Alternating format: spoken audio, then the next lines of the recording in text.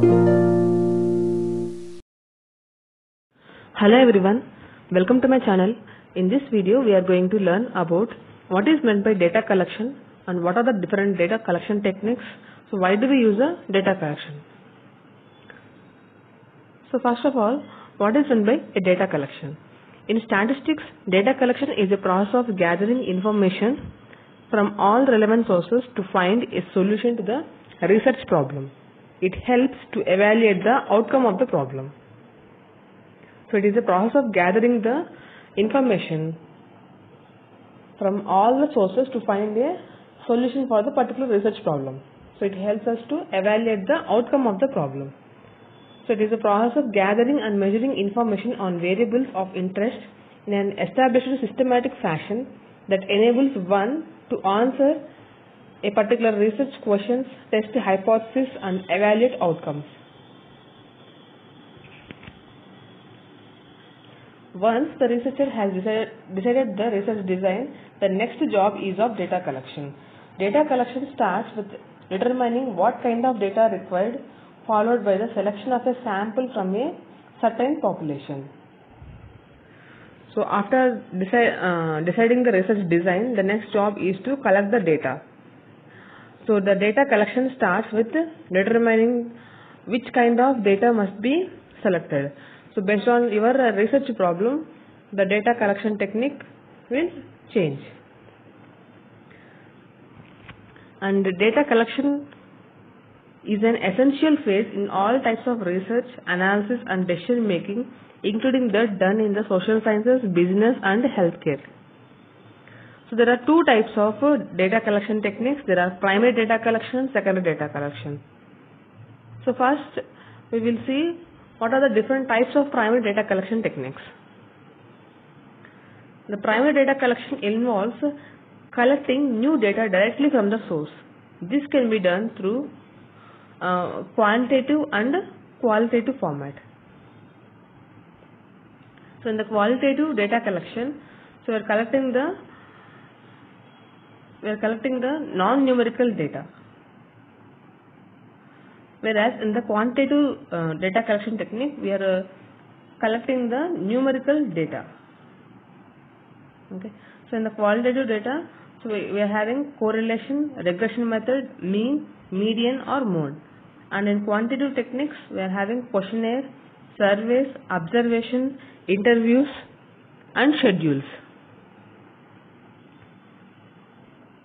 So first one is the observation method. The observation method is used when the study relates to behavioral science. This method is planned systematically. It is subject to many controls and checks. Here the observation method is a research method in which the researcher systematically observes and records the behavior of the participants. This can be done in a variety of settings including natural settings, laboratory settings and online settings. There are different types of observation methods. So now let us see the different types of the observation method. So the first one is the naturalistic observation. This type of observation involves observing people in their natural setting without their knowledge or interference from the researcher. For example, a researcher might observe children playing in a playground or shoppers at a mall. So this is the naturalistic observation. So here the researcher is observing the sample or the people without their knowledge. Okay. So for example, researcher observing children in the park or shoppers at a mall. And the next technique is participant observation. In this type of observation involves the researcher participating in the activity or group that they are studying. For example, a researcher might join a sports team or attend religious services. So here the researcher is becoming an active participant in the group and he is involving in the group. So for suppose a researcher might join a sports team or attend the religious services in order to know about a particular sport or to know more about the people and the religious services. Next one is the controlled observation. This type of observation takes place in a control setting such as a laboratory or classroom. The researcher has more control over the variables in the study, which can allow for more accurate results. For example, a researcher might observe how people react to different types of advertising in a controlled laboratory setting. So here the controlled observation means it takes place in a control setting like a lab or a classroom. So here all the variables in this type of observation are under the control of the researcher. For example, so researcher wants to observe the thought process, how the people react to different advertisements, and a teacher may use this controlled observation on students by applying different classroom teaching techniques. Next one is the interview method. The method of collecting data in terms of verbal responses, it is achieved in two ways, that is personal interview and telephonic interview. The interview method is a research method in which the researcher asks questions to a participant in order to collect the data. So this can be done in face-to-face or through the telephonic interview. The interview method can be used to collect data on a wide range of topics, including personal experiences, opinions, and beliefs. It is a particularly useful method for collecting data that is difficult to measure or that is not available in other sources. So some of the examples of how the interview method is used in research is, suppose a psychologist might interview people with a depression to learn about their thoughts and feelings. A marketing researcher might interview consumers to learn about their preferences for new products. Next one is the questionnaire method. So in this type of method, some set of questions are framed and they are mailed to the respondent. So here the respondent will answer each question to the sender. So a good survey should have the following features for the questionnaire method. They are short and simple. The question must be short and simple. It should follow a logical sequence. That means the question must be related to the particular subject. It should not be out of the subject, and it must be logical. Okay, so it must make the responder to think on the particular question, and it must be relevant to the subject. So next one is provide adequate space for answers. So in the questionnaire method, so in the particular document you have to provide the space after the questions.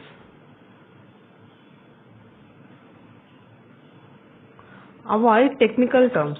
The questions must be as simple as possible and it must be easily understandable. So you have to use the simple words and avoid the technical terms in the questions.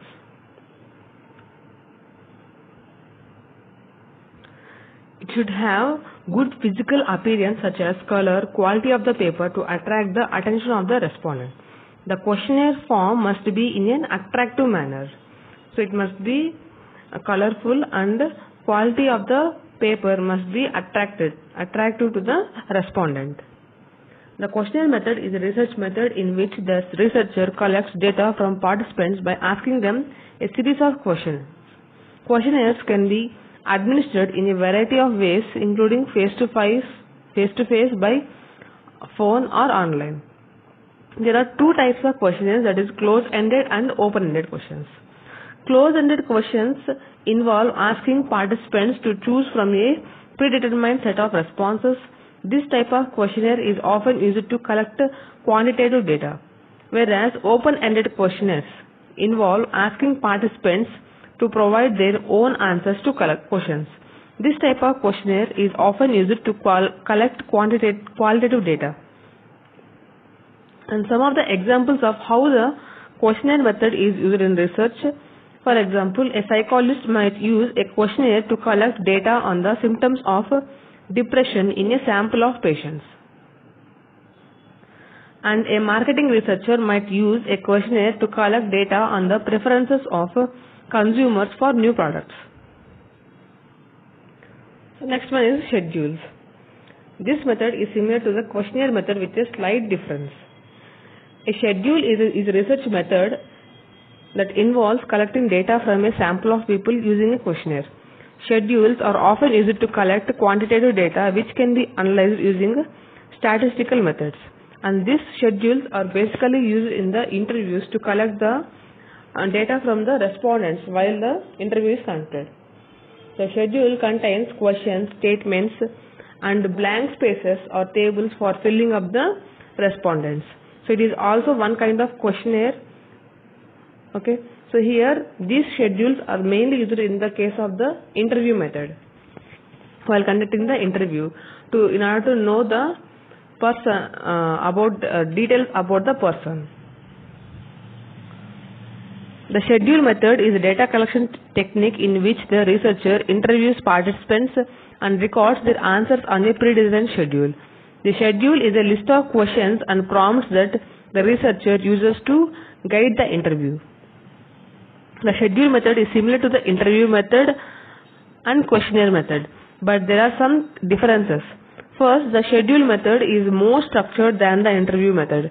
This means that the researcher asks the same questions to all participants in the same order. And second, the schedule method is more interviewer-centered than the interview method. This means that the researcher takes responsibility for recording the participants' answers on the schedule. And there are some of the examples of the scheduling method. A psychologist might use the schedule method to collect data on the symptoms of depression in a sample of patients.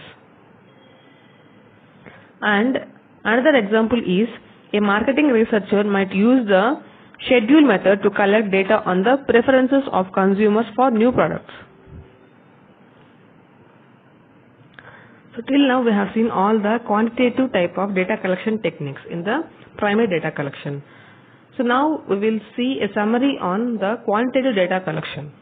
So we know that quantitative means it is a numerical and qualitative means it is a non-numerical.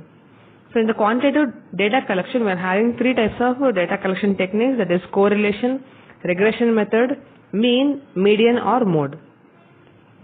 The quantitative data collection is the process of gathering numerical data that can be used to measure and analyze variables. It is often used to test hypotheses and to make generalizations about a population.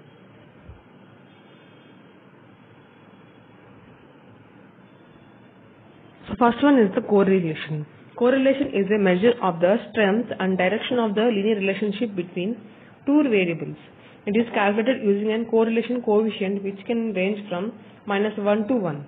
A correlation coefficient of 1 indicates a perfect positive correlation, whereas a correlation coefficient of -1 indicates a perfect negative correlation, and a correlation coefficient of 0 indicates no correlation.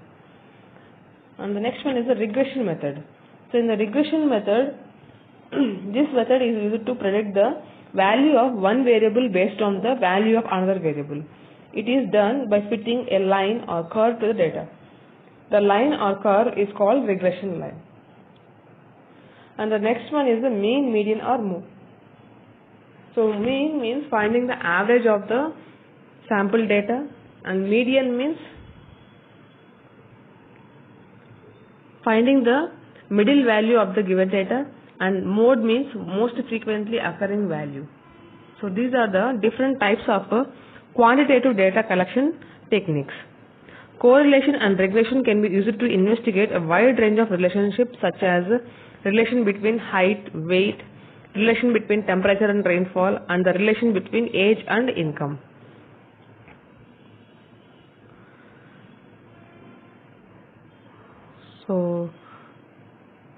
So these are all about the primary data collection techniques.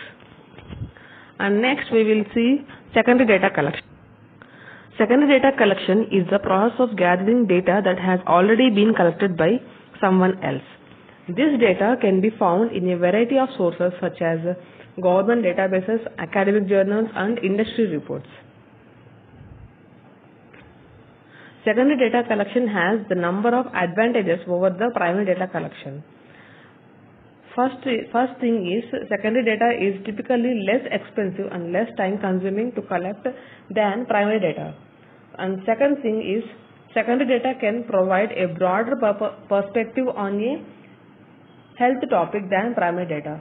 However, it is important to be aware of the potential limitations of the secondary data. For example, secondary data may not be specific enough to answer the researcher's specific question. And we must be aware of the secondary data collection. So while collecting the secondary data, we must carefully identify that the data we need to answer the research question. It must be supportive to the research question, and we have to evaluate the quality of the data that we are using, and we must make sure that the data is accurate, complete and relevant to our research question. And we must be aware of the limitations of the secondary data. For example, secondary data may not be specific enough to answer our research question, or it may be biased or outdated. So that's why we must be aware while collecting the secondary data.